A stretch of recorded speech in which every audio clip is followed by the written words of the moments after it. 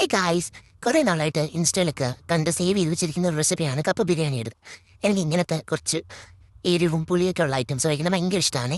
അങ്ങനെയാണ് നമ്മൾ ഈ ഒരു സംഭവം ഉണ്ടാക്കി നോക്കാമെന്ന് വിചാരിച്ചത്. ആൻഡ് ഇതിന് മെയിനായിട്ട് വേണ്ടത് കപ്പയാണ്. കപ്പ, പിന്നെ അതുപോലെ തന്നെ എല്ല് പ്ലസ് ഇറച്ചി. ഇറച്ചി കുറച്ച് മതി. എല്ലെടുക്കുമ്പോൾ ഒരു മുഴ മുഴനെഞ്ച് എന്നൊക്കെ പറയുന്ന ആ ഒരു പോസ്റ്റാണ് എടുക്കുന്നത്. അതിനാണ് ടേസ്റ്റ് ഉള്ളത്. അത് കൂടുതൽ ടേസ്റ്റ് ഉണ്ടെന്നാണ് അവർ പറയുന്നത്.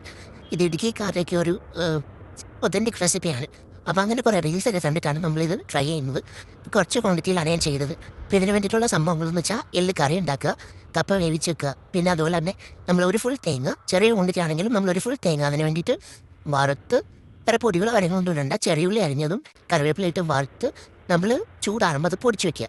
ഫൈനൽ ചെയ്യുമ്പോൾ നമ്മൾ ഈ വേവിച്ച കപ്പ, എല്ല് കറി, പിന്നെ ഈ തേങ്ങ പൊടിച്ചത് ഇത് ലെയറായിട്ട് ദം ചെയ്യുക.